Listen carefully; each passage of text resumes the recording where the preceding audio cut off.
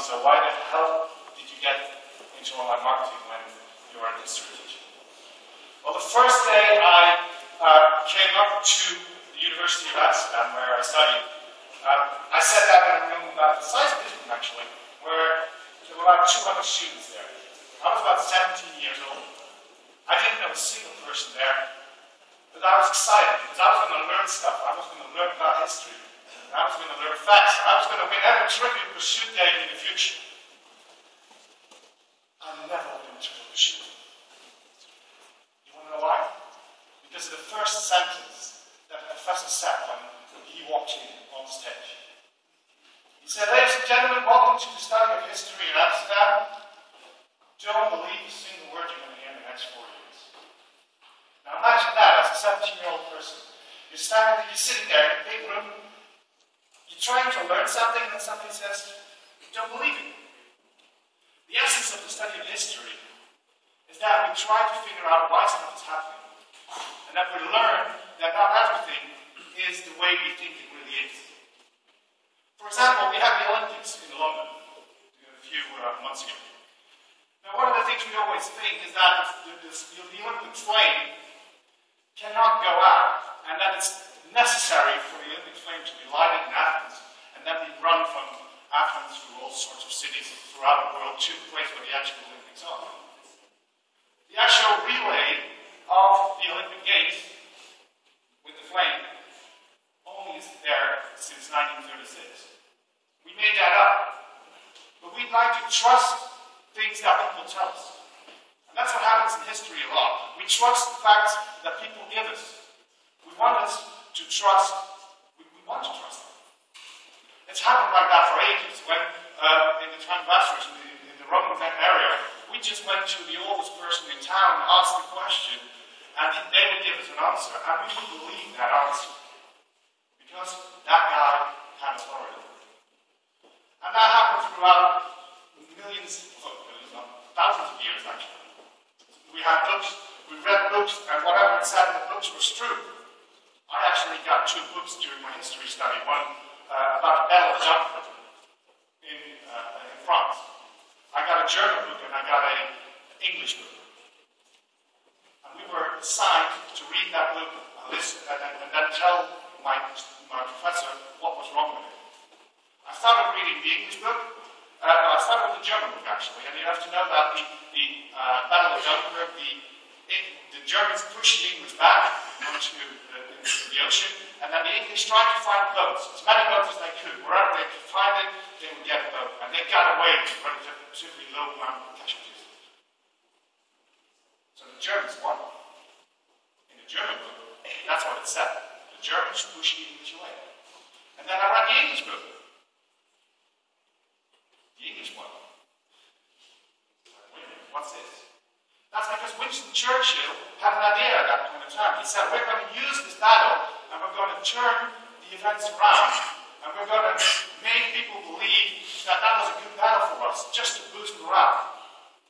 That's still being taught in English schools. And that's because we like to trust what people tell us. It's in our minds. Our minds are programmed in a way that we want to trust what people are telling us. We want to trust the authorities around us. Actually, most of the decisions we make are based on the people around us. We don't think about what we do. We just do it. About 5% of the time, we actually think, wait a minute, okay, so this is something I really want. But what you're thinking underneath, what you don't realize, is that you're thinking, but what will my surroundings think about it? Think of it. If you make choices, if you buy shoes, do you really think about, I like those shoes? Or do you think about, will my colleagues like those shoes? Will I be able to show them off? Or if you go to a restaurant, and you go and eat in a restaurant, chances are you're going to eat there because people tell you it is a good place to eat. I travel a lot these days, and when I travel, I ask the people in the hotel where I should go for dinner, and I trust them on it. It's all based on trust because we think the people around us probably know better. So social media is like one of the things which is encouraging that. It's taking that, what we do offline, talking about stuff, relying on what people say around us, and taking that online. So, it is, in fact, word of mouth. Now we are not just looking at the fact that somebody has specific shoes or is wearing a specific watch we like. We're also looking at our surroundings online. What are they saying? What are they doing? And will they approve of what we do?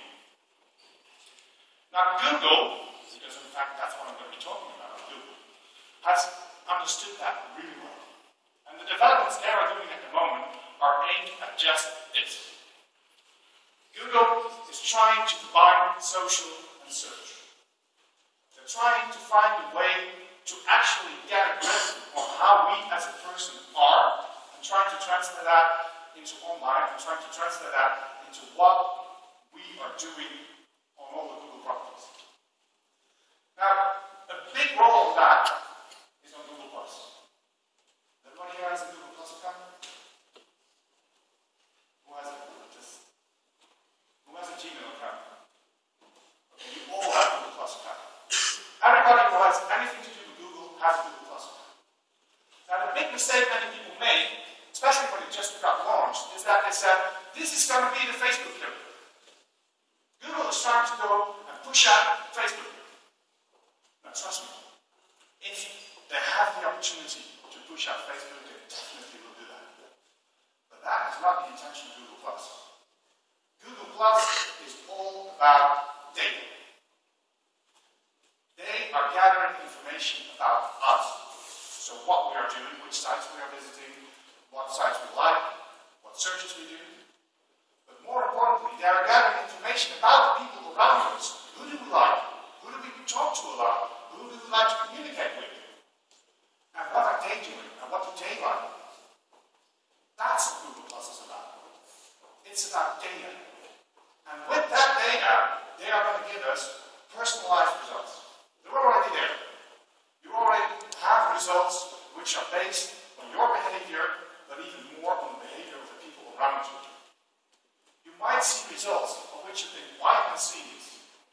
That could be because somebody in your surroundings has acknowledged the fact that they like that. And you have acknowledged to Google, by your behavior, that you like that and that you trust them. And that way, you give them information and they give you information. So Google+ is here to stay. It's not just a social network. It's something which is going to be below everything on Google. Everything is going to be about Google+. And authority plays a big role in that. Now, there's two types of authority that Google looks at. The first one is that we look at people around us. The second one is authorities we look up to. People we think are important. Now, I have kids. Now, these are not my kids. But this could very well happen at my home. If I give one of my kids something, and the other one comes home, and my son is standing in front of the window, and he sees his sister in the back of the room, that she's getting something from me, he will storm into the room. He will run to the back of the room to his sister, and he will say, I want it. He doesn't even know what it is, but he wants it. And that is kids, but that's adults as well. We like to trust people around us, but we also want to have what people have around us. I'm going to give you a little movie tip. If you haven't seen it, go see The Joneses.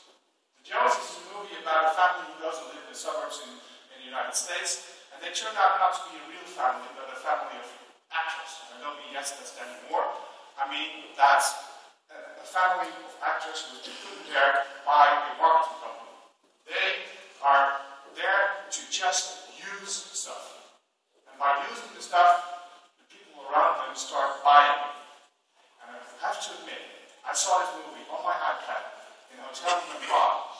Halfway through, I put down my iPad really slowly. I went to my bag and I started slamming it really hard. Because I knew I would fall for it. Big time. We fall for this. But this is a movie. That's not going to happen in real life, right? Wrong. Me, the girls, and television things. In the US, you can actually hire a slumber party. Now, all you guys out there, don't get too excited. You're not going to get 7 girls coming to your hotel room in pajamas.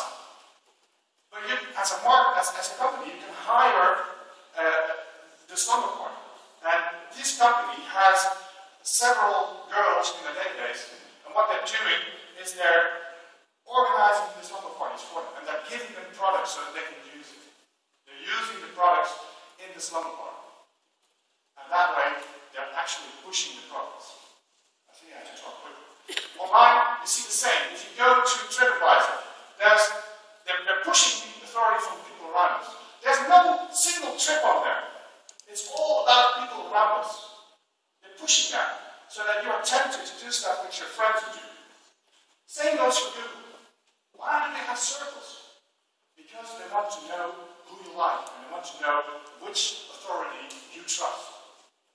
And authority can be the people around us. Now this is the wall of my son's room, and these are panini stickers.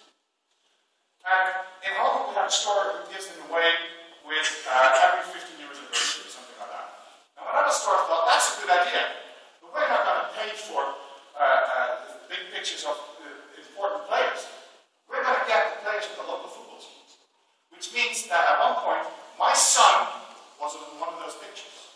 And I spent about 600 euros in a store I would never go to because I wanted to have that one freaking picture. And when I had it, he wanted his friends, so I spent another 400. Bloody hell. Anyway, that's authority there. And that's what Google's doing. They're showing us people around us. They're showing that what people did, and that people click on that. And Google actually acknowledges the fact that people do click on it. And you are tempted to go to places and to go and have food at a restaurant one of your friends acknowledge. Now that's one part of authorities. I'll be quick. And the other part of authorities is celebrities. Now, I don't know about you, but if you ever run into a celebrity, my first thing I want to do is say hi. Because I feel like I know them. I don't know them, but it feels like I know them. That's why they always show up in ads. And that's why Google has found a way to push those authorities. There you have what's called well authored, which means that the authors can show up in Google results. And what you have here is a picture of the author next to the search result. And a lot of extra information. The number of circles he's in, his name, and more results from that person. And if you click on that, you actually get more results, not just from one website, but from people from every website he has ever written on. Now that's authority again. So they're going to push authority in two ways. One, the people around us. Two, the authorities, the people we trust up there. So what you have to do is stop spreading your own message. Stop trying to say, I'm the best one out there. They don't care. They want to know what their friends are doing. They want to know